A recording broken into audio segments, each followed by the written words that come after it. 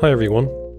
In today's video we're going to look at how in Genesis the first sin was in Adam and Eve's. Many Christians claim that sin and all the suffering, pain and natural disasters in the world started when Adam and Eve disobeyed God by eating some forbidden fruit. That event, they say, is the fall, and it plays a central role in their theodicy, their explanation for why suffering, from earthquakes to cancer, exists in a world created by a perfectly good and omnipotent being. But even within the story, that doesn't hold up. According to Christians, Satan is already an evil force in creation before Adam and Eve sin. He is physically present on earth as the serpent in the garden, and he actively tempts and deceives Eve. Genesis 3:13 literally says, "The serpent deceived me, and I ate." A sinful being is already acting with malicious intent before humans do anything.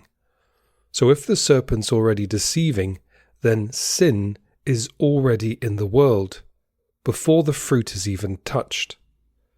The first sinful act in the story isn't Eve's disobedience. It's the serpent's deception.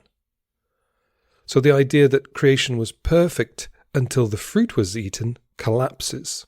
Some might try to rescue the interpretation by narrowing the claim. They'll say Adam and Eve's disobedience is what caused sin to enter only human nature, not the world or creation as a whole. But remember, hundreds of millions of Christians use the fall as part of their theodicy to explain all natural suffering.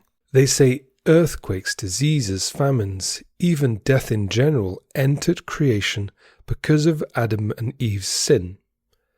But that only works if creation was perfect before the fall. And it clearly wasn't in the logic of the story itself. Because if the serpent, Satan, is already roaming around in the garden, corrupting people, that means sin was already active in creation. Creation was already broken. Some might respond, the serpent was only allowed in there to test these two humans. The world was still somehow perfect. Well, a test in itself might not be sinful or evil, but deception is. The serpent is lying, scheming, and trying to corrupt, according to Christians. That's not neutral. Those are sinful actions taking place in the world, done by a sinful being, before the two humans sin. You can't call a world perfect if it's already home to a being doing evil. So Christians try to pin the origin of sin and suffering in the world on human failure, while quietly ignoring the fact that according to their own fable, sin is already present in creation, aka through the serpent or Satan. Two humans are being blamed for ruining creation when creation was already broken before they even acted in the story.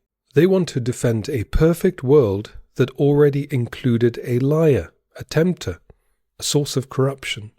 In the end, the theology they've built out of this myth collapses under its own contradictions. And some Jews already seem to have recognized this problem. That's why texts like the Book of Enoch emerged between 300 to 100 BCE.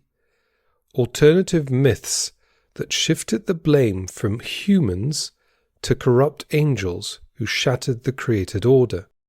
In Enoch's telling, it is made clear that sin doesn't originate in humans, but in heavenly creatures, when angels abandon their place to send and bring corruption, violence, and forbidden knowledge to humanity. It's making explicit what is already implicitly there in the Genesis account. The first sin is not committed by humans in creation. Creation is already corrupted. Enoch, like Genesis, is just another attempt to explain a broken world. Another myth that tries to patch the same obvious hole as the Genesis story. Why is the world imperfect if it was made by a perfectly good and all-powerful God? Let me know your thoughts below, and maybe you even think the Genesis story doesn't show the serpent lying, but actually the God lying. But that's for another video. Don't forget to like and subscribe, and see you next time. Bye.